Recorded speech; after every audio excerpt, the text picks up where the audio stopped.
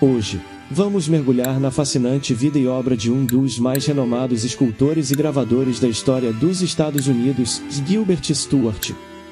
Durante este vídeo, vamos explorar sua carreira artística e, por fim, abordar a influente relação entre a Inglaterra e os Estados Unidos, além da recessão inglesa que coincidiu com a ascensão do dólar americano. Se preparem para uma viagem emocionante a esse passado com quase 300 anos que marcam até hoje nossa cultura e nossa sociedade. Gilbert Stuart nasceu em 3 de dezembro de 1755, em Souderstone, Rhode Island. Com grande talento artístico notado desde muito cedo, teve a oportunidade de estudar com o renomado pintor escocês Cosmo Alexander. Assim, Stuart logo se estabeleceu como o principal retratista de sua época. Sua carreira decola quando se muda para a cidade de Nova York e, posteriormente, para Filadélfia. Lá, ele retrata figuras proeminentes da sociedade, como Benjamin Franklin e Thomas Jefferson. No entanto, foi seu retrato de George Washington que o colocou no centro das atenções. Em 1796, o então secretário do Tesouro dos Estados Unidos, Alexander Hamilton, selecionou Stuart para criar o retrato oficial de George Washington que seria utilizado nas notas de $1.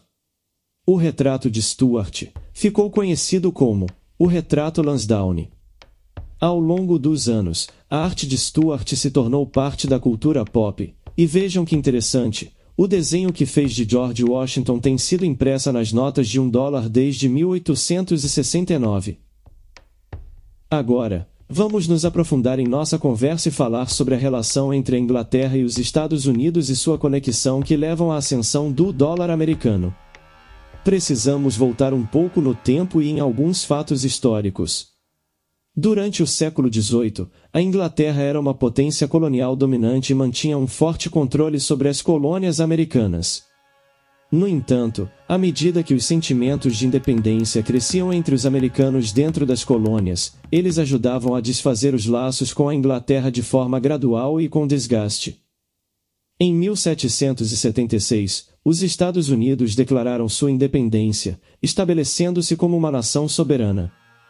A partir desse momento, a influência britânica diminuiu, enquanto os Estados Unidos prosperavam e buscavam estabelecer-se como uma potência global. E o Império Britânico? Ao longo de mais de 300 anos, o Império Britânico dominou o mundo, com suas conquistas militares e influência financeira. No entanto, à medida que os territórios colonizados buscavam sua independência, a Grã-Bretanha começou a perder seu poder. As elites britânicas viram suas riquezas e privilégios sumindo, o que fez com que eles tentassem buscar um novo papel em um mundo em transformação e um mundo das finanças. Ou seja, eles começam a pensar diferente? E a China? E a Índia? Vou deixar para outro vídeo. Talvez seja a primeira ideia surgindo sobre a tal NFT. É brincadeira. Além disso, a guerra que se seguiu à Declaração de Independência, conhecida como Guerra da Independência dos Estados Unidos ou Guerra Revolucionária Americana, causou um impacto significativo na Grã-Bretanha. A guerra foi custosa e exaustiva para os britânicos, que enviaram tropas e recursos para combater as forças americanas. A derrota na guerra minou a posição da Grã-Bretanha como uma potência global e aumentou sua dívida nacional. As colônias americanas eram uma importante fonte de matérias-primas, como tabaco, algodão e madeira, além de serem um mercado lucrativo para os produtos manufaturados britânicos. Com a independência, esses laços comerciais foram rompidos e a Grã-Bretanha perdeu acesso a esses recursos naturais e a um mercado consumidor significativo. Ainda precisamos dar mais uns pulos na história. Mas aí você me pergunta: o que essas histórias têm a ver com a pintura de Stuart? Calma que chegaremos lá. Vamos falar um pouco sobre o Egito e o Canal de Suez, porém só iremos dar uma passadinha pelo Egito. A Companhia Suez de Ferdinand de Lesseps construiu o canal entre 1859 e 1869, resultando na propriedade do canal pelo Egito e pela França. A inauguração oficial ocorreu em 7 de novembro de 1869, com a presença da Imperatriz Eugenia representando o Imperador Napoleão III. O Egito vendeu sua parte do canal ao Reino Unido devido à sua dívida externa, permitindo que o Reino Unido garantisse sua rota para as Índias. A neutralidade do canal foi estabelecida pela Convenção de Constantinopla em 1888, mas durante a Primeira Guerra Mundial, os britânicos negociaram o acordo para afastar a influência francesa do canal. A cidade de Londres, o coração financeiro do Império Britânico, desempenhou um papel crucial nessa transição. Durante o auge do Império, a cidade financiava não apenas as regiões que usavam a libra como moeda, mas também outros países ao redor do mundo. No entanto, à medida que o Império declinava, os interesses comerciais britânicos enfrentavam ameaças em todos os lugares. Em 1956, a crise do Canal de Suez marcou um ponto de inflexão. O Egito nacionalizou o canal, que era propriedade de um consórcio internacional, levando à intervenção da França e da Grã-Bretanha. No entanto, os Estados Unidos se opuseram à invasão e pressionaram a retirada das tropas britânicas. Essa crise representou o fim do Estatuto da Grã-Bretanha como uma das principais potências mundiais. Durante a crise do Canal de Suez, os Estados Unidos estavam ganhando poder e influência como líder global, especialmente devido à sua posição na Guerra Fria. E sobre as questões entre Rússia e Estados Unidos, e as artes, ficam para outro vídeo, que, aliás, tem no canal, mas está em inglês. Vou deixar um card caso você, após assistir esse até o final, vá até ele e dê uma olhada, vale a pena. Sendo uma das principais economias do mundo, os Estados Unidos podiam influenciar as relações comerciais e financeiras internacionais, o que lhes conferia autoridade econômica como alavanca política. Eles se opuseram à intervenção militar da França e da Grã-Bretanha devido à preocupação com a escalada da violência e o risco de instabilidade no Oriente Médio. Além disso, eles mantinham uma política de não intervenção nos assuntos internos de outros países, a menos que seus próprios interesses fossem diretamente afetados. A intervenção franco-britânica foi vista como uma violação dessa política e, portanto, os Estados Unidos se opuseram a ela.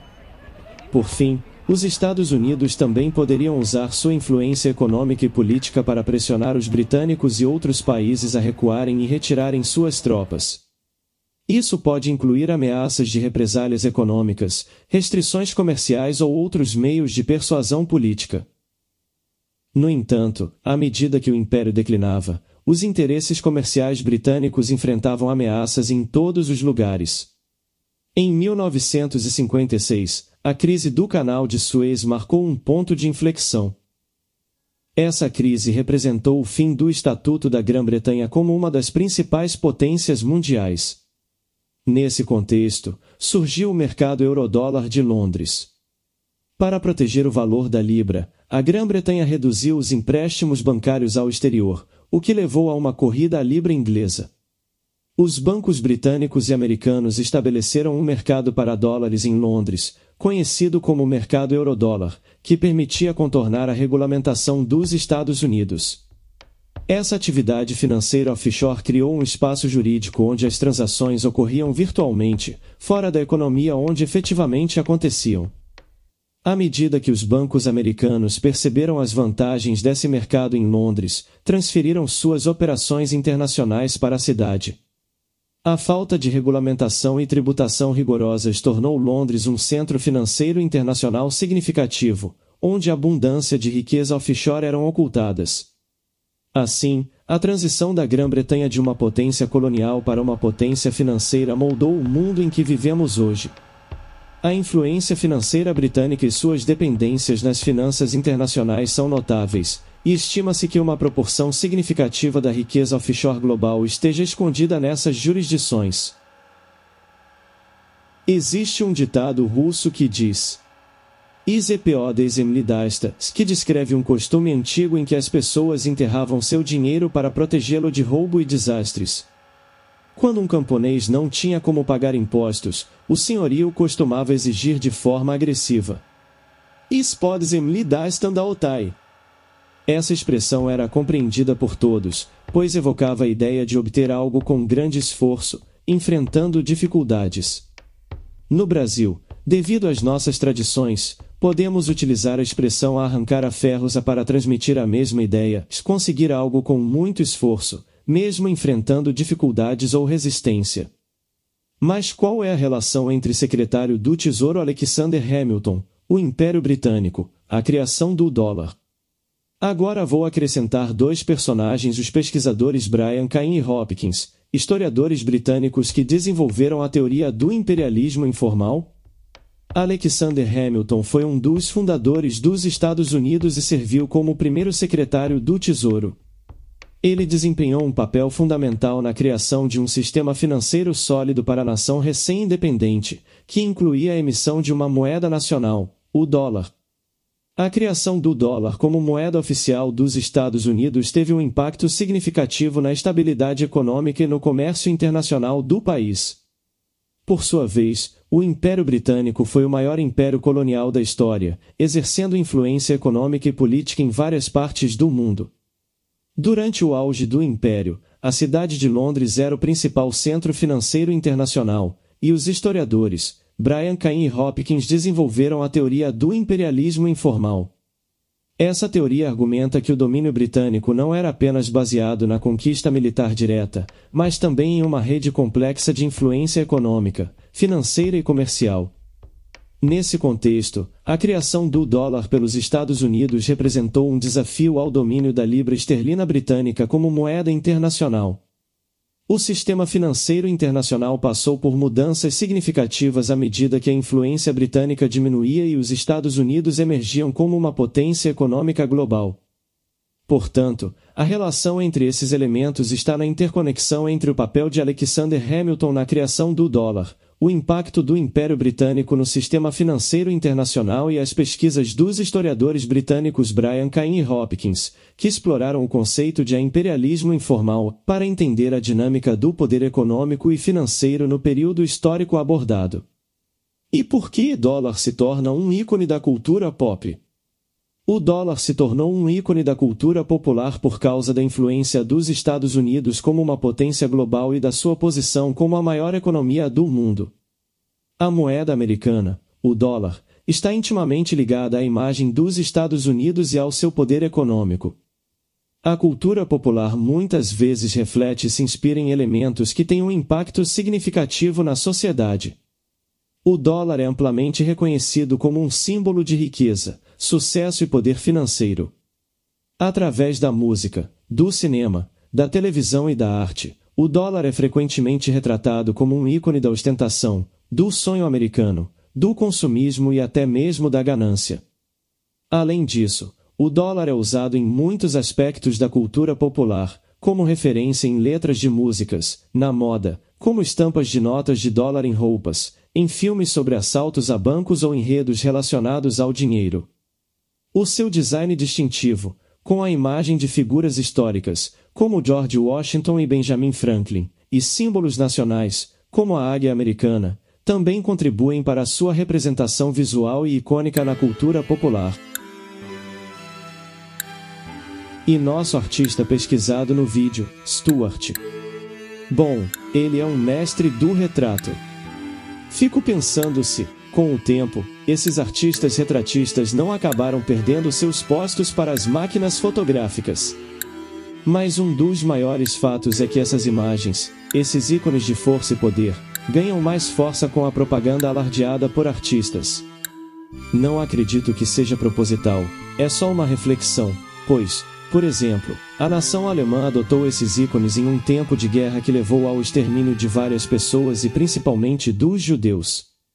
Adotaram os ícones de força e poder. É isso. Espero que tenham gostado e se inscreva no canal e até o próximo vídeo.